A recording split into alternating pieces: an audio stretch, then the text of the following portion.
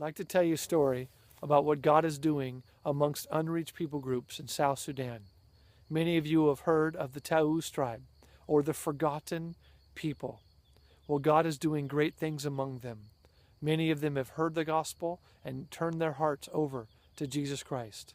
We have built a school in a safe location for the young Taus tribal members. A group of girls recently returned back to their tribal area to visit their family and friends on the school holiday. Well, when the time came for them to return back to the school, none of the girls arrived. And so our director, Pastor James Nika, asked the boys, "Where are the girls?" And the boys said that a 13-year-old girl was being held captive in her mud and stick house by her father because he was forcing her to marry a man in his 50s. So Pastor James immediately began to pray, and he was able to go to the government office and rush out to the Taus village, which is an entire day drive from where they live, to find out what was going on. When he got there, he found the girl still locked in the house, crying and praying and crying out to the Lord. And when he talked to her, she said, "Pastor, I knew you would come. I've been praying and asking Jesus to deliver me from this arranged marriage. And when you arrived, I knew that Jesus could hear my prayers." She said, "Pastor, when I tried to get on the truck to go back to the school, my father held up a huge stick and said, 'I will beat you if you try to leave. I have made arrangements for you to be married, and you will stay here, and you will no longer go back to school.'" And so this young girl spent 2 days in her house, locked in the house, crying out to Jesus. A lot of the people that came by said, "Who are you talking to? Who are you crying out to? Who is this Jesus?" You see, the Taus have heard about Jesus, but many of them have rejected him. They have no knowledge of truly who he is, but this young girl does.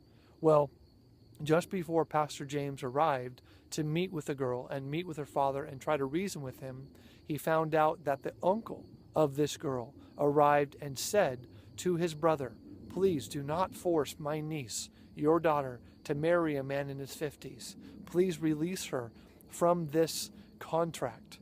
And the father thought about it, and the uncle continued to plead and said, "She is the first girl in our community to ever learn to read and write. Please do not force her to marry an old man." Well, after Pastor James arrived, and after her uncle, this man's brother, pleaded with him, the father decided to release her from this contract. Now, this is a major thing in this part of the world. You see, when a girl is very young, her father begins to decorate her with beads and different kind of clothing so that older men in the community will actually make dibs or bid on this girl so that when she becomes 13 or 14 years old, they can take her to be their wife. This father was giving up a huge amount of money by making a decision to release this girl.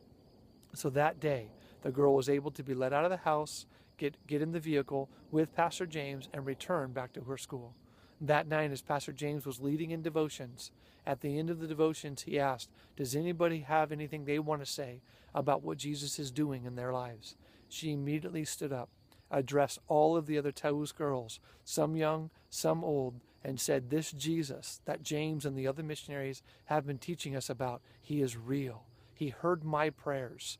We are the Taus people. Up until this point, we have never heard the gospel, but now we know this Jesus, and today he released me. He answered my prayers. He is my God." And she turned and looked right in the eyes of the little girls and said, "This Jesus is our God, and from this point forward, we will follow him the rest of our lives." We are rejoicing in what God is doing. God is doing wonderful things, and we are so blessed to be a part of it. Thank you for supporting. Thank you for loving. Thank you for praying for these Taus children and their community. Please pray that we will be able to reach all of them, and God will do a 100% revival in their hearts. God bless you, and thank you.